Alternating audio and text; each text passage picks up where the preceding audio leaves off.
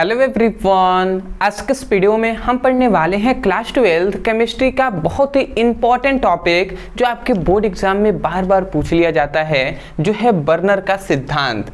तो बर्नर का सिद्धांत क्या होता है आज के इस वीडियो में हम समझेंगे। मैं आपको विश्वास दिलाता हूँ कि बहुत ही आसानी तरीके से आपको बर्नर सिद्धांत याद हो जाएगा। तो चलिए हम स्टार्ट करते हैं। तो देखिए, इसको आपको ध्यान से समझेंगे तभी जाकर आपको समझ में आएगा, ठीक है। अदरवाइज ये समझ में नहीं आने वाला, क्योंकि बहुत ही हार्ड टॉपिक है। इसलिए मैं कहूँगा कि मैं आसानी पूर्वक जितना हो सके उतना समझाऊंगा, केवल आप थोड़े समय के लिए ध्यान से यहाँ पे समझना है। तो सबसे पहला तो आता है कि जो बर्नर का सिद्धांत है, ठीक है, तो इस सिद्धांत के अनुसार हमें क्या बताया गया। तो हमें केवल यही बताया गया कि कोई भी उपसंयोजक यौगिक है, ध्यान से आप सुनेंगे, किसी उपसंयोजक यौगिकों के केंद्रीय धातु परमाणु दो प्रकार की संयोजकता दिखाता है। समझ में आया? हमने क्या कहा? हमने कहा कि इस सिद्धांतों के अनुसार कोई भी उपसंयोजक यौगिक है, किसी उपसंयोजक यौगिक है। अभी आप कहीं भी ध्यान नहीं देंगे, ठीक है, नहीं तो अदरवाइज मैं जहां समझा रहा हूं उसको समझिए, उसके बाद यहाँ पे हम पढ़ेंगे, बताएंगे आपको, तो आप समझिएगा। पहले यहाँ पे समझिए। हमने यही बताया कि इस सिद्धांतों के अनुसार हमें यही बताया गया कि किसी उपसंयोजक यौगिक में उपस्थित जो केंद्रीय धातु परमाणु होता है, केंद्रीय धातु परमाणु होता है, केंद्रीय धातु परमाणु जो होता है वह दो प्रकार की संयोजकता दिखाता है। कितने प्रकार की? दो प्रकार की संयोजकता दिखाता है, ठीक है। यही बात उन्होंने बताया कि इस सिद्धांत के अनुसार बर्नर ने हमें यही बताया कि किसी उपसंयोजक यौगिकों में उपस्थित केंद्रीय धातु परमाणु दो प्रकार की संयोजकता दिखाता है। एक है प्राथमिक संयोजकता और दूसरा है द्वितीयक संयोजकता। अब प्राथमिक संयोजकता क्या होता है, द्वितीयक संयोजकता क्या होता है, पूरा हम डीप में डिस्कस करेंगे, ठीक है।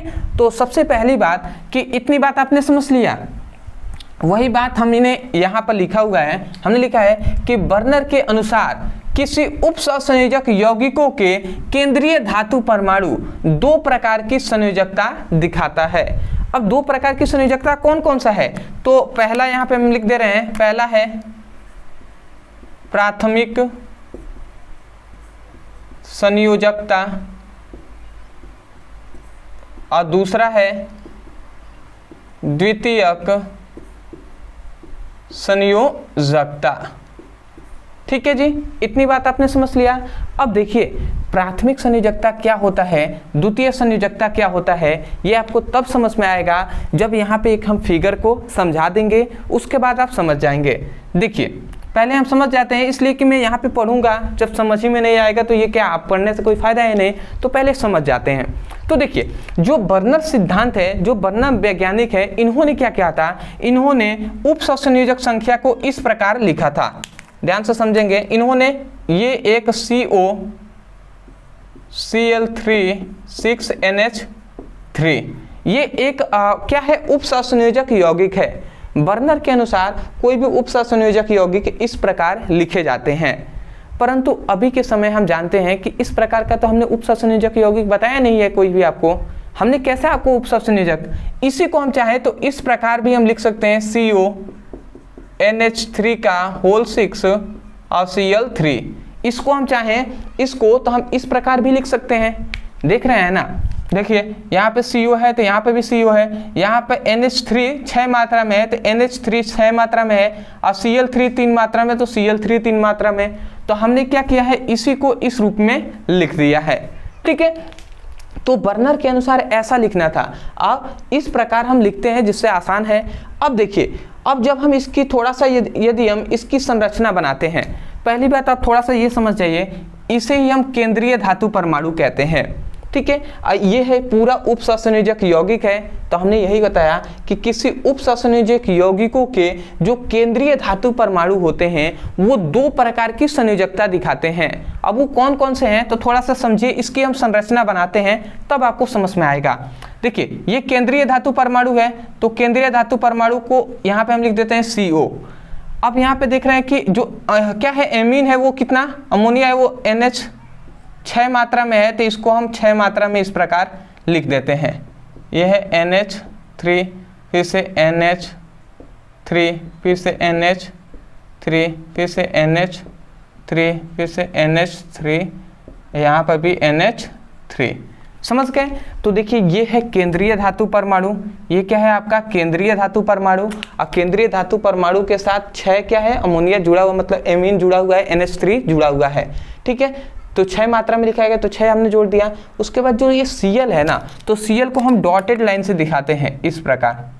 ठीक है, Cl, फिर से यहाँ पे 3 Cl है तो 3 Cl को हम इस तरीके से दिखा देंगे, ये 3 Cl हो गया। ठीक है, तो देखिए यहाँ पे जो Cl है कोई जरूरी नहीं कि हमने यहाँ पर ही बनाया है, आप चाहे तो इधर भी बना सकते हैं, आप कहीं भी बना सकते हैं, बट हाँ 3 Cl है तो 3 Cl आप 3 क्लोरीन को दिखाएंगे। अब देखिए इसमें प्राथमिक संयोजकता और द्वितीय संयोजकता की बात हो रही है। तो देखिए प्राथमिक संयोजकता हम किसे कहते हैं, जो ये डॉटेड लाइन से आपको दिखाई दे रहा है क्लोरीन, इसी को प्राथमिक संयोजकता कहते हैं। समझ गए? और ये जो सतत रेखा द्वारा दिखाया जा रहा है, एक लगातार रेखा जो है, ये जो एमीन जुड़ा हुआ है मतलब NH3 जुड़ा हुआ है, ये जो दिखाई दे रहा है, इसे हम द्वितीयक संयोजकता कहते हैं। समझ गए? यही हम उस बार से कह रहे थे कि प्राथमिक संयोजकता और द्वितीयक संयोजकता दिखाता है। जो केंद्रीय धातु परमाणु होता है वो क्या द्वितीयक संयोजकता और प्राथमिक संयोजकता दिखाता है। तो संरचना से आपने समझ लिया। अब देखिए इसी में आपको डेप्थ में थोड़ा सा हम डिस्कस करेंगे। यहाँ पे पहली बात आपने समझ लिया, प्राथमिक जो संयोजकता होता है वो एक क्या होता है, बिंदुदार रेखा द्वारा प्रदर्शित होता है या दर्शाया जाता है। दूसरा, ये जो बंध होता है ये एक कमजोर बंध होता है। ठीक है, और इसे हम जल में घोलने पर ये आसानी से टूट जाता है। ठीक है, इसलिए इसे जो क्या होता है संयोजकता मतलब उपसंयोजक परिसर, ये क्या है उपसंयोजक परिसर है, ये उपसंयोजक परिसर है, तो इसे उपसंयोजक परिसर से बाहर रखा जाता है। देख रहे हैं ना, क्लोरीन को बाहर रखा गया है। ठीक है, तो वही सब अब हम डिस्कस करेंगे यहाँ पे, तो आपको समझ में आएगा। तो चलिए हम स्टार्ट करते हैं। तो अब आपको सब समझ में आ जाएगा, यहाँ तक आपने बना रहा है, बहुत अच्छी बात है। अब देखिए प्राथमिक संयोजकता, तो पहले हम किसके बात कर रहे हैं, ये जो प्राथमिक संयोजकता जो बिंदुदार रेखा है उससे। तो सबसे पहले हमने लिखा है ये ऋणायनों द्वारा संतुष्ट होते हैं। मतलब ये क्या होता है, प्राथमिक जो संयोजकता होती है ये सभी क्या होते हैं, ऋणायन होते हैं, ऋणायनों द्वारा ही संतुष्ट होते हैं। ठीक है, परंतु ये सरासर गलत है। ठीक है, बट आपको अभी के समय में तो ये गलत है। ठीक है, बट आपको याद रखना है, जब बर्नर का सिद्धांत आप कहेंगे तो उसमें आपको लिखना होगा कि जो क्या होता है केंद्रीय धातु मतलब जो प्राथमिक संयोजकता, जो ये प्राथमिक संयोजकता होता है ये सभी ऋणात्मक होते हैं। ठीक है, ऋणायनों द्वारा ही संतुष्ट होते हैं। सबसे पहली बात समझ गए। दूसरा, ये विलयन में आयनित हो जाते हैं, अर्थात आयनन योग होते हैं। मतलब क्या है, इसका मतलब क्या है, ये विलयन में, विलयन मतलब जल है। ठीक है, कोई भी पानी, मतलब सिंपल में कहा गया कि यदि विलयन में हम इसको घोलेंगे ना तो ये आयनित हो जाएंगे, मतलब ये टूट जाते हैं अर्थात आयन योग होते हैं। मतलब जब इसे हम जल में घोलते हैं तो ये टूट जाते हैं और टूट कर ये आयन बना लेते हैं, या तो धनायन होगा या तो ऋणायन। पर हमने ऊपर ही अभी पढ़ा है कि ये क्या होता है, ऋणायनों द्वारा संतुष्ट होते हैं, तो इसका मतलब ये टूटेंगे तो ऋणायन ही बनाएंगे। समझ गए? तो यही बात कहा गया है कि ये विलयन में आयनित हो जाते हैं अर्थात आयनन योग होते हैं। दो बात आपने समझ लिया। तीसरी बात आते हैं। तीसरा हमें बताया गया कि इसे बिंदुदार रेखा द्वारा प्रदर्शित करते हैं। बताइए जो प्राथमिक संयोजकता है इसे हम बिंदुदार रेखा द्वारा प्रदर्शित कर रहे हैं ना, तो ये आपका हो गया। चौथा, प्राथमिक संयोजकता द्वारा जुड़े आयनों को क्या है, बड़े कोष्टक से बाहर लिखते हैं। मतलब बाहर लिखते हैं या बाहर रखा जाता है। इसका मतलब क्या होगा कि प्राथमिक संयोजकता द्वारा जुड़े जो आयन होते हैं उन्हें बड़े कोष्टक से बाहर क्या है, लिखा जाता है। तो प्राथमिक संयोजकता यही तो है। तो देख रहे हैं इसे बड़े कोष्टक से बाहर रखा गया है कि नहीं रखा गया है। तो वही बात बताया गया है कि प्राथमिक संयोजकता को बड़े कोष्टक से बाहर रखा जाता है। बाहर इसलिए रखा जाता है क्योंकि ये जल में घोलकर या विलयन में घोलकर आयनित हो जाते हैं, टूट जाते हैं। ठीक है, ये कमजोर बंध बनाते हैं। ठीक है, इसलिए। ठीक है, आशा करते हैं आप समझ गए होंगे। अगला अंतिम हमारे यहाँ पे आता है कि प्राथमिक संयोजकता की प्रकृति अदिशात्मक होता है। अदिशात्मक होता है, अर्थात इनके द्वारा उप सहसंयोजक यौगिकों की संरचना का निर्धारण नहीं होता है। इसका मतलब आपने समझा, मतलब यहाँ पे कह रहा है कि प्राथमिक संयोजकता की जो प्राकृतिक होता है अदिशात्मक होता है। ये जो प्राथमिक संयोजकता है, ये जो आपको दिखाई दे रहा है ये सभी, तो प्राथमिक जो संयोजकता होता है ये अदिशात्मक होता है। अदिशात्मक का मतलब कि इनका स्थान निश्चित नहीं होता, कभी यहाँ पे भी आप रख सकते हैं, यहाँ पर भी रख सकते हैं, यहाँ पर भी रख सकते हैं, मतलब तीनों कहीं भी आप रख सकते हैं, तो अदिशात्मक होता है। अब जब अदिशात्मक होते हैं, इसीलिए ये क्या करते हैं, उप सहसंयोजक यौगिकों की जो संरचना होती है उसका निर्धारण नहीं कर पाते। मतलब ये जो है क्लोरीन, ये उप सहसंयोजक यौगिकों का निर्धारण नहीं कर पाते कि कैसा होगा उप सहसंयोजक यौगिक। समझ गए होंगे आप।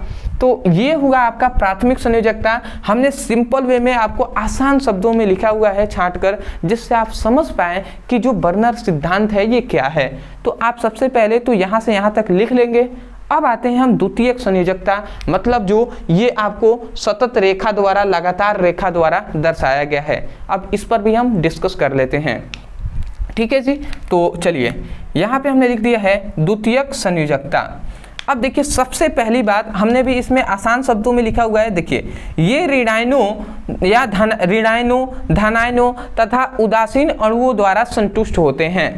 मतलब क्या बताया गया कि यहाँ पर जो ये क्या है, जो द्वितीयक संयोजकता वाले हैं ये ऋणायन भी हो सकते हैं, धनायन भी हो सकते हैं, या उदासीन भी हो सकते हैं, जिस पर कोई भी आवेश ना हो, ठीक है। तो वही कहा जा रहा है कि ये ऋणायन, धनायन और उदासीन अणुओं द्वारा संतुष्ट होते हैं, ठीक है। धनायन भी हो सकते हैं, ऋणायन भी हो सकते हैं और उदासीन भी हो सकते हैं, ठीक है। परंतु ये जो प्राथमिक संयोजकता वाले हैं ये केवल ऋणायन ही होना चाहिए, ठीक है। तो आशा करते हैं आप तुलना करके समझेंगे तो समझ में आ जाएगा। अब बताइए ऋणायनों, धनायनों व उदासीन अणुओं द्वारा संतुष्ट होते हैं, इससे कुछ आपको स्पष्ट हुआ। इसका मतलब क्या हुआ कि जो केंद्रीय धातु परमाणु है ये जो क्या होते हैं, ये लिगेंडों द्वारा ही संतुष्ट होते हैं। मतलब ये जो लिगेंड है, लिगेंड हम जानते हैं धनायन भी होते हैं, ऋणायन भी होते हैं, उदासीन भी होते हैं। तो वही बात कहा गया कि ये मतलब जो द्वितीयक संयोजकता जो होते हैं वो ऋणायन, धनायन और उदासीन अणुओं द्वारा संतुष्ट होते हैं, या हम सिंपल वे में कहें तो द्वितीयक संयोजकता लिगेंडों द्वारा संतुष्ट होते हैं, ठीक है। क्योंकि लिगेंड भी धनात्मक, ऋणात्मक और शून्य तीनों होते हैं।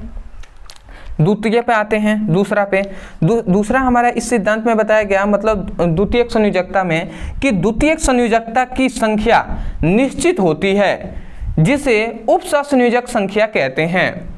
मतलब यहाँ पे बताया गया कि द्वितीयक संयोजकता होते हैं इसकी संख्या निश्चित होता है, ठीक है। मतलब कोई भी, जैसे यहाँ पर द्वितीयक संयोजकता की संख्या कितनी है, 6 संख्या है, देख रहे हैं ना, एक ये है, एक ये, एक ये, एक ये, एक ये और एक ये, तो 6 संख्या है। तो इसकी संख्याएं क्या होती है, निश्चित होती हैं, ठीक है। जहाँ भी मतलब ऐसा नहीं है कि हमेशा यहाँ पे 6 ही मतलब रहेगा, जैसे जैसे संयोजकता मतलब जैसे जैसे उप सहसंयोजक यौगिक बदलेंगे और भी उप सहसंयोजक यौगिक आएंगे, उसके अनुसार अलग अलग क्या होंगे यहाँ पर जो क्या होते हैं द्वितीयक संयोजकता होंगे।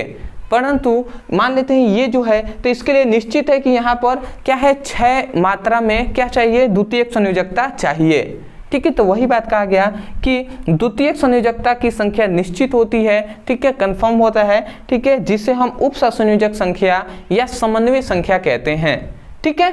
ये बात आपने समझ लिया। तीसरा, इसको सतत रेखा मतलब होता है लगातार रेखा द्वारा प्रदर्शित किया जाता है।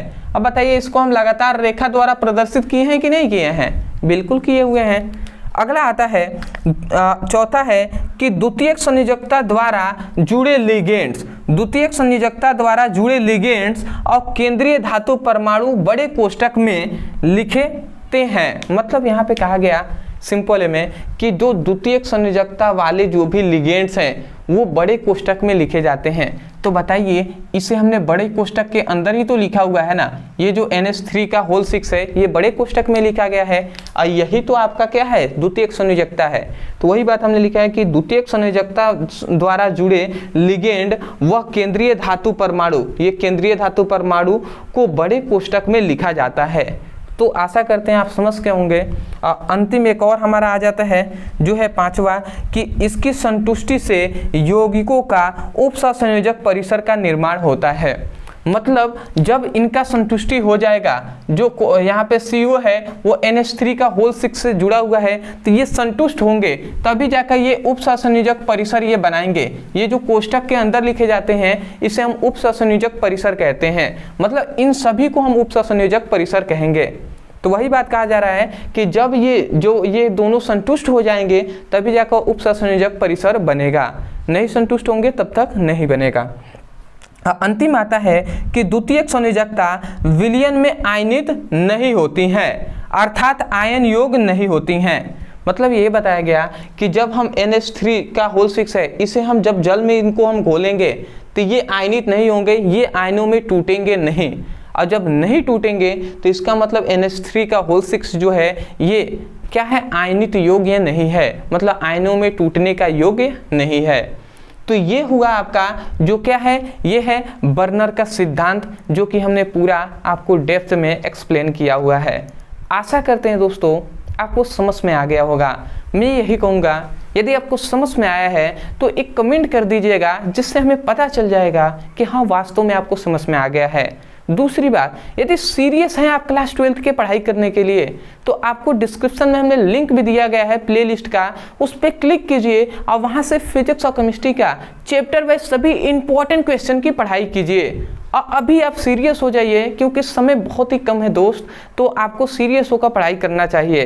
अब आप जानते भी होंगे कि रेगुलर हम आपको शाम को 7 बजे, 6:30 बजे और 7 बजे आपको हमेशा वीडियो मिल रहा है। तो आप थोड़ा सा सीरियस होकर शाम को अच्छे से बैठ जाइए कॉपी किताब लेकर और वहाँ से अच्छे से पढ़ाई कीजिए। समझ गए? चैनल पे नहीं हो तो चैनल को सब्सक्राइब कर देंगे, क्योंकि आप भी जानते हैं एग्जाम आने वाला है। तो आप सब्सक्राइब किए रहेंगे तो जो भी हम कंटेंट आपके लिए प्रोवाइड कराएंगे वो सबसे पहले नोटिफिकेशन पहुंचेगा आपके पास। ठीक है, तो ये सभी बात आप जानते हैं। तो चलिए दोस्तों, आज के लिए इतना ही, मिलते एक नए टॉपिक के साथ, तब तक के लिए धन्यवाद।